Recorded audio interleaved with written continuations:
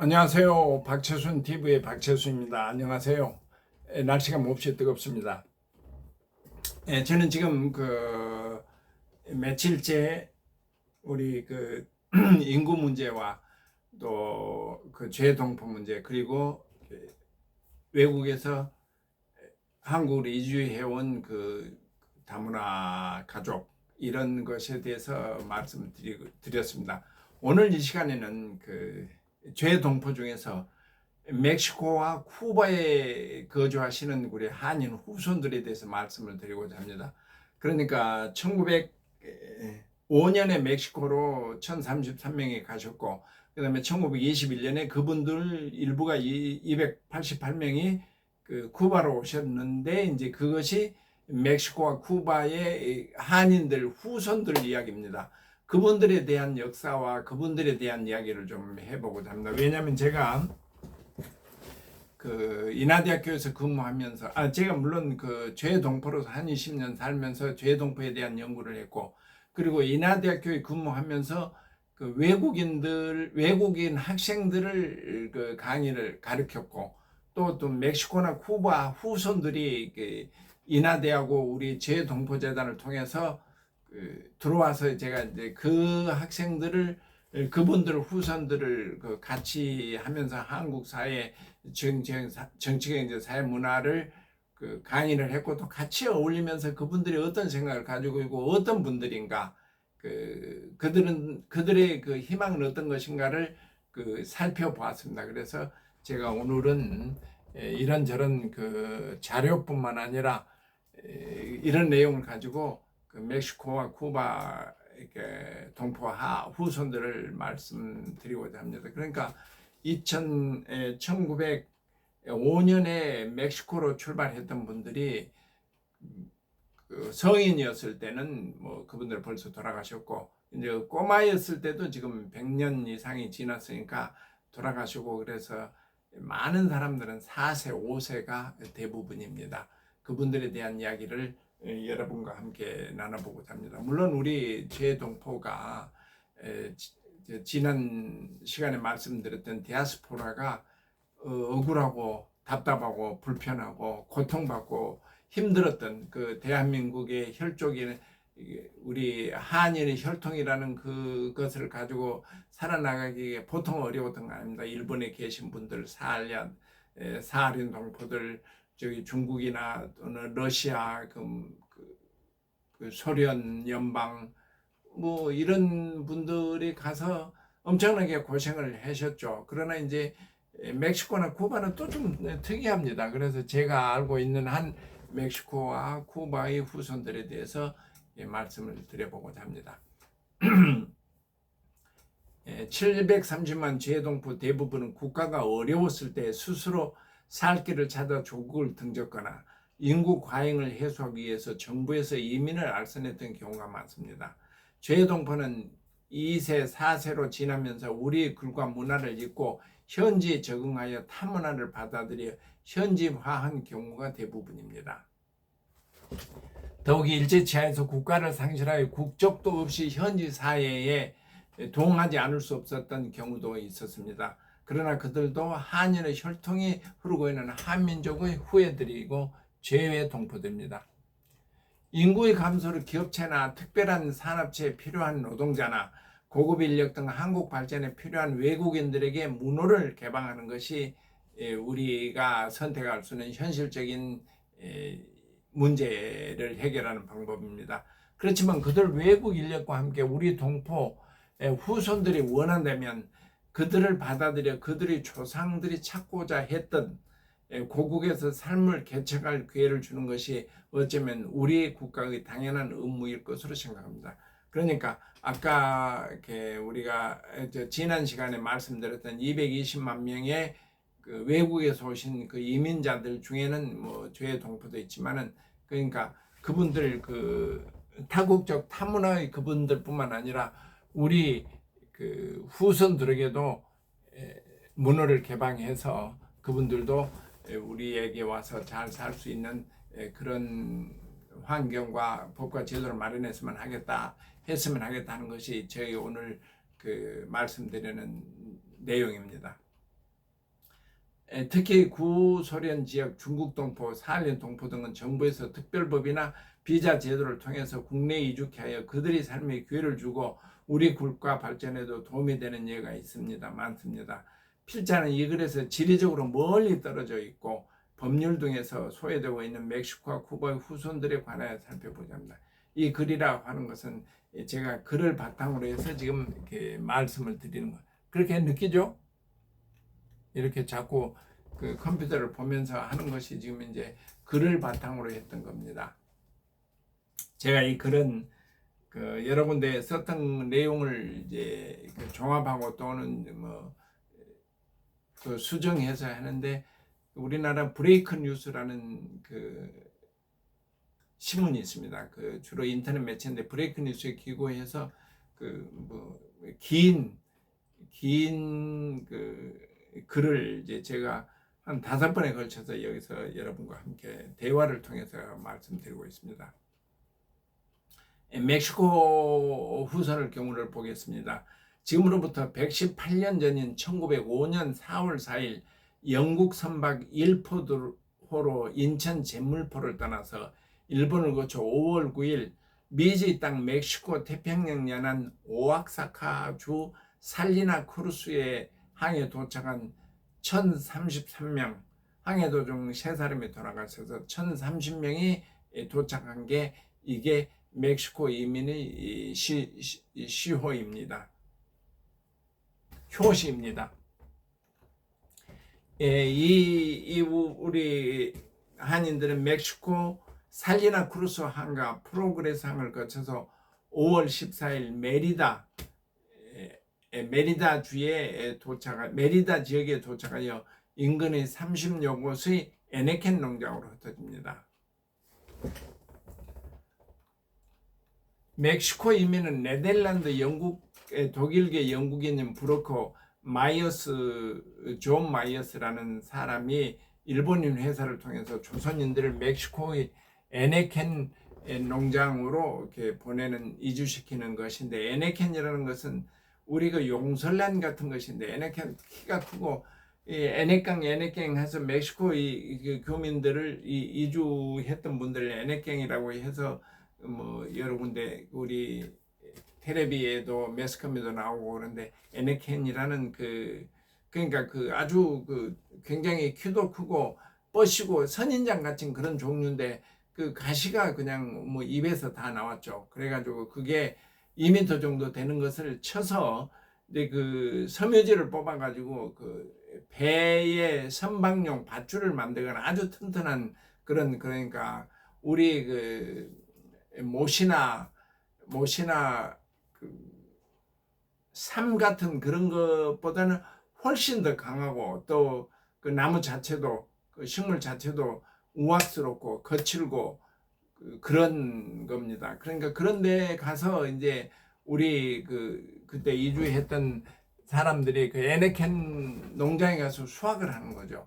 근데 그때 그 이주했던 그 존 메이어라는 사람이 약간 우리로 봐서는 사기꾼 비슷한 사람인데 여기서 나갈 때는 이제 우리 광고를 내서 사람을 모집했는데 세상에 가장 좋은 나라로 표현이 됐고 멕시코가 가난한 사람은 없고 도둑도 없고 잘 먹고 잘 살 수 있다는 그런 그 광고를 통했는데 그때 우리 조선 1905년 그러니까 이제 한일 합방이 되기 전이지만은 일본이 거의 마술을 뻗쳐서 우리나라를 그 정도 힘을 못 쓰게 하고 그렇게 했던 그 국가를 잃어버리는 그런 순간이니 얼마나 힘들고 고달팠겠어. 그러니 엄청나게 좋은 나라에 가서 4년 동안 거의 돈 벌면은 엄청나게 집도 사고 부유하게 살 것이다 하는 생각을 그런 것을 이제 선전을 해서 광고를 내 가지고 이제 모집했던 사람들이 1033명이 그 에네켄 농장을 가봤더니 그 사실은 그렇지를 않더라 이런 얘기야. 계약 노동자인데 조선인들은 현재의 살인적인 혹사와 엄청나게 그 에네켄 농장이 뜨겁고 멕시코가 뜨거운 나라서 에네켄을 재배하는 그 지역이 더구나 특별히 뜨거운 다습한 자업 환경 속에서 언어화도 다 다르고 문화도 다르고 완전히 다른 여러 가지 노동 조건에서 이제 4년 계약을 했는데 4년 계약 기간 동안 노예처럼 그렇게 강제 노동을 했다는 겁니다. 미국 하와이 농장으로 간다는 것은 그것은 그래도 좀 더 훨씬 나았던 조건이었는데 여기 멕시코는 더 엄청난 열악한 환경 속에서 이 4년이 끝났어요. 그런데 5년부터 우리나라가 거의 없어지기 시작해서 1910년에는 그러니까 이분들이 돈을 많이 벌어와서 잘 살 것이다 하는 그런 꿈 같은 그런 것이 아니고 노예 같은 계약 노동이 끝나서 돈도 없고 국적도 없어지고 해서 어디 한국 연관 저것도 끊어져 버리고 그래가지고 어떻게 방법이 없이 그 현지 사회에 들어갈 수밖에 없었습니다. 저기 메리다에 있는 한국 박물관이 있답니다. 박물관 한국 정부에서 조금 지원해 주고 있는데 거기 박물관장님이 한 분 계신데 아주 원주민 같이 조그마한 분인데 그분 할아버지가 그때 여기서 어려서 어머니를 따라서 거기를 이민했던 사람인데 그 어린이는 어떻게 되느냐면 그냥 농장에 어디 가서 이제 큰 일도 할 수 없으니까 사람들이 이리 와 저리 와 이리 와 그래서 사람들이 이제 부를 때 이리 와라고 그래서 원주민들한테는 이리 와라고 이름을 지었고 이제 성장을 해가지고 어떻게 이제 결혼을 해야 되는데 한국 사람 있는 것도 아니고 꼬마한테 갔으니까 농장에 멕시코 저기 지방에서 노예로 와서 거기서 노예로 생활하던 집 딸하고 노예 같은 딸하고 결혼을 해서 거기서 생활해서 아이를 낳은 게 이제 그런 예를 들어서 그렇게 멕시코 이민 간 사람들이 계약 노동한 사람들이 거의 다 그냥 죽음과 같은 그런 생활을 영위했다고 돌아오지도 못하고 그래서 그 안에 살아서 남아 있는 사람들이 우리 후어선들입니다. 그 사람들 이야기를 들어보면 이제 밤에는 저기 북두칠성이나 삼태산 같은 오리온자 같은 것은 보이니까 야 저 별 있는 곳에 가면 우리 집에 갈 수 있다. 그렇게 이제 종을 그리면서 갈날을 기다리고 했었는데 결국은 가지 못하고 주어지지 못하고 한인들이 도큐멘트가 없어졌으니까 성도 이름도 그러니까 박신이 김신이 이런 이신이 그런 성이 남아있지 않습니다. 그래서 이름 자체도 현지인들 그러니까 농장 주인이 스페인 사람일 것 같으면 스페인 사람들은 성이 여러 개거든요. 아버지, 엄마 성 따르고 할아버지, 할머니 성 따라서 성이 서너 개 넣게 되는데 거기 박신이 있으니 거기다 들어갈 여지가 없이 그냥 그렇게 해서 성도 이름도 다 다른 현지 사람으로 되어 있는 게 지금 현재 멕시코에서 살고 계시는 우리 한인들 후손들입니다. 제가 만난 이제 멕시코 후손, 쿠바 후손들을 이제 그때 만나고 같이 공부를 하면서 만났는데 그 중에 공씨 자손일 걸 생각하는데 이름이 콩이었습니다. 콩이란 친구는 성이 그러니까 공씨가 이제 우리가 짐작할 때 공이란데 4세 할아버지 때 어떻게 돼서 콩씨가 됐는지는 잘 모르고 하여간 공이 콩으로 돼가지고 콩보다 다른 거 박씨가 콩으로 될지는 없고 제 짐작한데 공이 콩씨로 됐다고 그러는데 유가탄 메리다 지역에서 한인 후손 회장을 하고 있습니다. 그 친구 이그나시오 두랑콩, 후안 이그나시오 두랑콩이에요. 이름이. 메리다 지역에서 프레지덴테 델라 아소시아ción de descendiente coreano en 유가탄 반도의 한인 후손들의 회장인데 그 이름이 후안은 그 유럽 사람들이 많이 쓰는 그 중남미에서 이제 스페인 사람들이 많이 쓰는 후안. 그러니까 우리 그 후안이 저 영어로는 뭐이죠? 다른 말이죠. 후안 이그나쇼, 두란, 콩. 공을 하나 붙여줬네요. 콩을. 이 친구의 증언에 의하면 멕시코 초대 이민자들의 4세까지 후손들이 멕시코 전체에 약 5만 명이 거주한다고 합니다. 5만 명. 1033명이 가서 3명이 돌아가시고 1030명이 있는데 그분들이 288명이 쿠바로 뒤에 빠져나가고 나머지 사람들이 이제 그 4세까지 살면서 애를 낳아서 지금 한 5만 명이 거주한다. 유가탄의 메리다 지역에 지금 한국인이 주로 많이 사는 메리다 지역에 2만 5천 명, 멕시코 시티 그러니까 시우다 멕시코라고 그러는 데에서 10,000명 정도. 미국 국경에 이제 가까운 티우하나가 있습니다. 티우하나에 10,000명. 그리고 콰트자코라는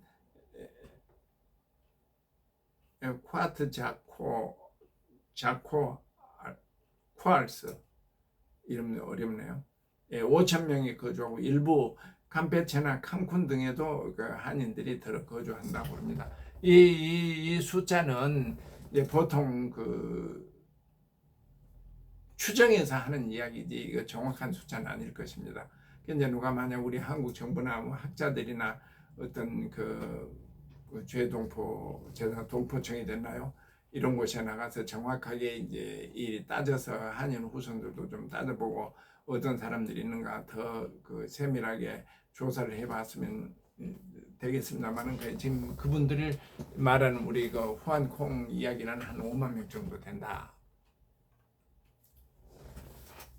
네, 물론 그 멕시코에는 그 현지인화된 한인 후손들 외에 1960년부터 소수 이민자가 멕시코에 도착했고 유학생, 태권도 사범, 원당 공장, 기술자, 친인척 연구장이 이주해서 1980년대까지 350명에 불과하던 우리 그러니까 한국 사람들이 1991년에 비자 면제 협정이 맺어져서 멕시코하고 한국에 티후아나 등에 정착한 신이민 그러니까 그 일본 사람들 뉴커머라고 그러죠. 일본에 그 새로 옛날 그 우리 일본에 이민했던 사람들 동포들 말고 뉴커머들 이제 최근에 간 사람들 이야기하는데 이 멕시코도 신이민이라고 그럴 때 한국 국적 동포들이 약 12,000명이 그 살고 있습니다. 그러니까 아까 5만 명이라는 그 우리 한인 후손들하고 별도죠. 그러면 이제 멕시코는 그렇고 쿠바 한인들에서 한번 살펴보겠습니다.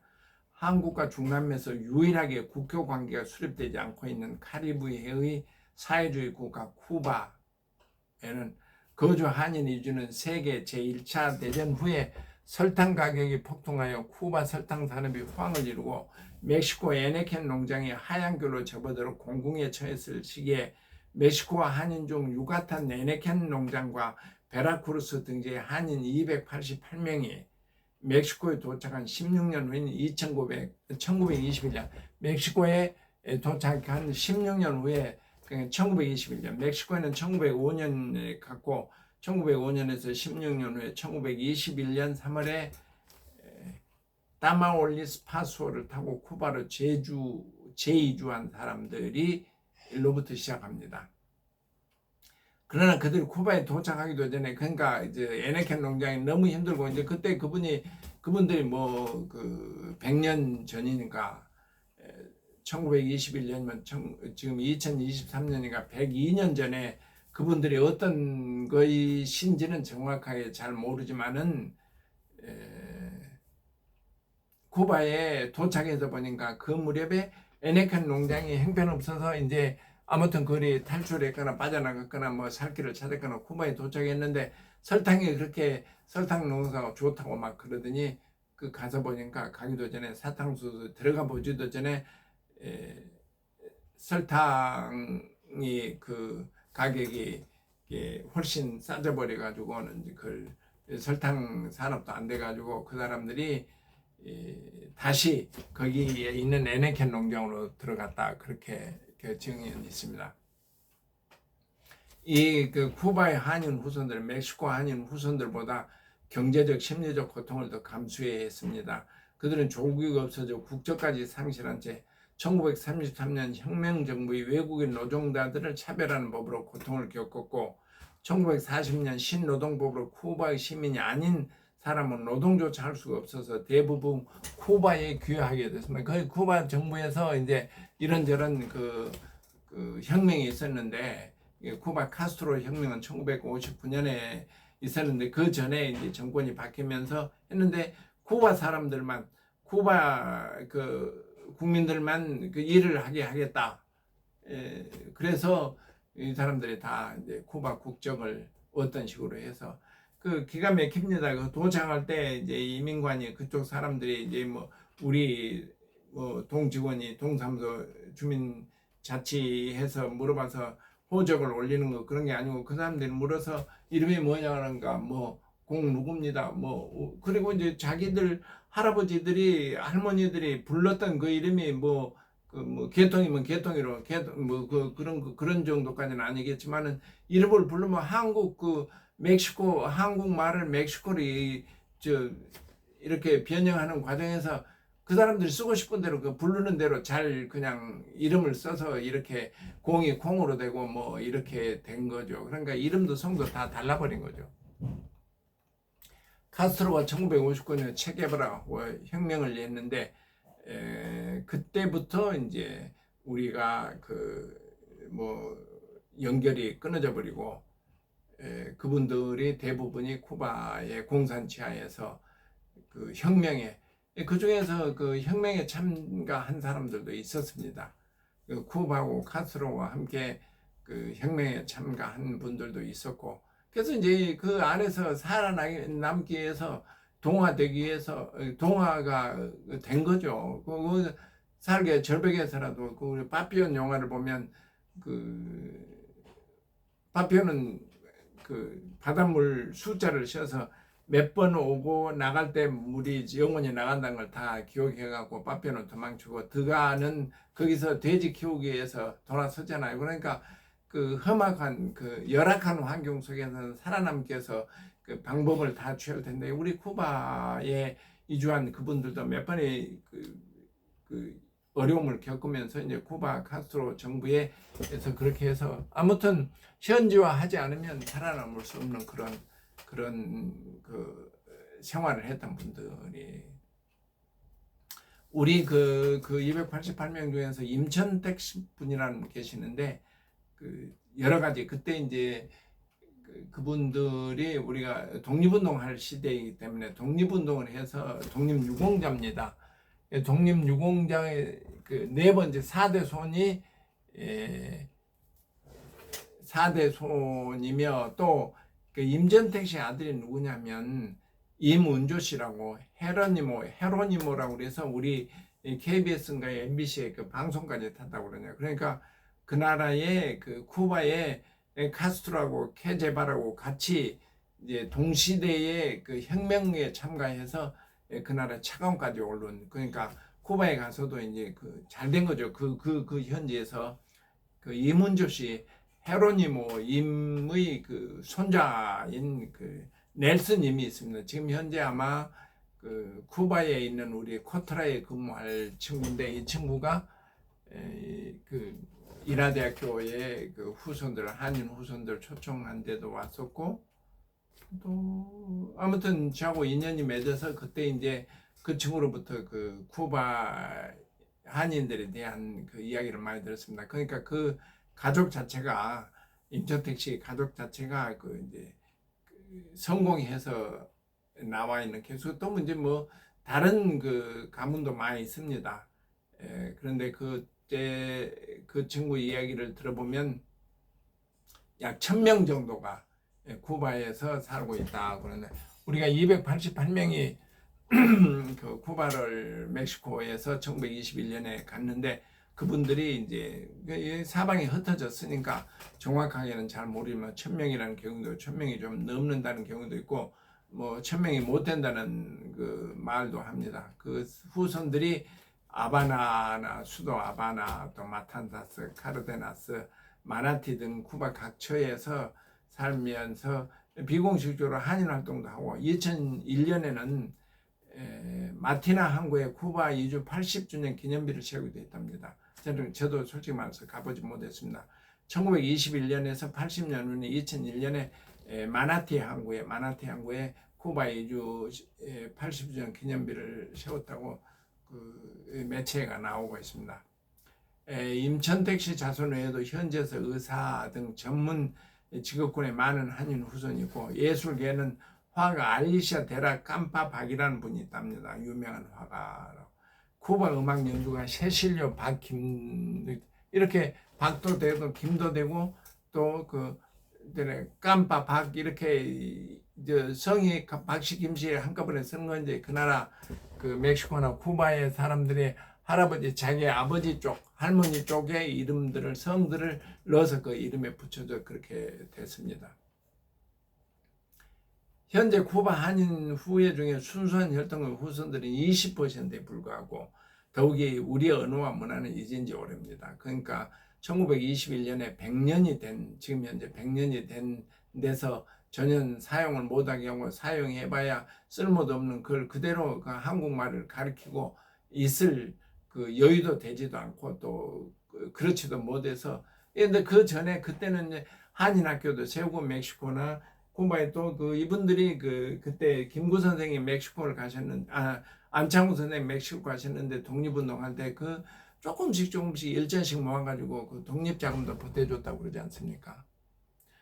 현재 후손들 90% 이상의 한국인이 후예임을 잊지 않고 그러나 이제 우리 한국이 발달되고 뭐 세계에서 케이팝이 유명하고 여러 가지 그러니까 그 결혼해서 산 사람들이 친정집이 잘 되면 그 으쓱으쓱하고 그 보람을 느끼고 좋아하고 그렇다고 그러잖아요. 이 사람들이 멀리 그 지구의 반대편에 가서 살고 4세가 지나면 할머니들이 김치도 해주고 그래서 자기들이 한국 사람들이 후손들이라는 걸 기억하고 즐거워하고 저 아르헨티나에 사는 사람들 중에서는 인디언의 후예라고 해서 좋아하고 만족하는 사람도 있고 그런데 우리 쿠바이나 멕시코에 사는 한인들이 우리는 다 잊어버리고 자기들도 이름도 성도 다 잊어버린 사람들이기는 하지만은 한국인의 혈통이라는 것을 자기들이 한국인의 후예라는 것을 간직하면서 늘 긍지를 가지고 사는 사람들입니다. 그래서 쿠바에 사는 사람들은 한국과 쿠바가 어떤 그 국교 관계도 수립하고 또 무역도 자유화되고 여러 가지 할 때는 자기들도 어떤 일을 좀 하고 싶다 하는 그런 그 강렬한 그러니까 다행히 우리 죄동포 재단에서 몇 명이라도 초대해 가지고 같이 우리 발전상도 보고 이렇게 소개를 하고 있는데 저 생각 같은 그런 사람들이 좀 많아졌으면 좋겠습니다. 멕시코와 쿠바의 한인 초창기 민자들은 나라도 국적도 없이 천혜의 구하처럼 냉대를 받고 살아갔습니다. 그런데도 그들은 곳곳이 지방회와 교회를 만들고 지방회라는 것은 이제 교민회 같은 것을 만들고 한글학교 등을 세워 한민족 정체성을 이어나가 한민족 뿌림을 증명했습니다. 아까도 말씀드렸지만 도산 안창원 선생님 멕시코를 방문하였고 어려운 가운데 독립자금을 보탰다는 기록이 남아 있습니다. 세상 도처에 어려움이 있고 힘이 들었지만 우리나라가 얼마나 작은 나라에서 그 4대국이 둘러싸여서 몇 번의 그 외부의 침입을 받아서 혈통을 유지하면서 살아나가는 것 우리 한민족이라고 그러지 않습니까? 물론 지금 이제 순수한 문화나 순수한 그 핏줄만을 고집할 때는 아니지만은 우리나라에는 이민도 받아들이고 또는 다문화 트랜스나셔널리즘을 이룬 초국가를 만든다고 하는 전제하에 있지만은 외국에 나가서 쿠바나 멕시코에 나가서 사하린에 나가서 저기 러시아나 구소련에 나가서 그 지역에서 우리나라 국민임을 우리나라 혈통임을 자기가 대한민국의 후손임을 자랑하고 사는 사람들이 아직도 있다는 거 우리는 기억을 해야 될 것 같습니다. 그 중에 가장 어렵게 살고 이름도 국적도 다 잃어버린 그 사람들이 멕시코에 5만 명, 쿠바에 1,000명 정도가 살고 있다고 하는 것이 오늘 제 강의 내용이었습니다. 감사합니다.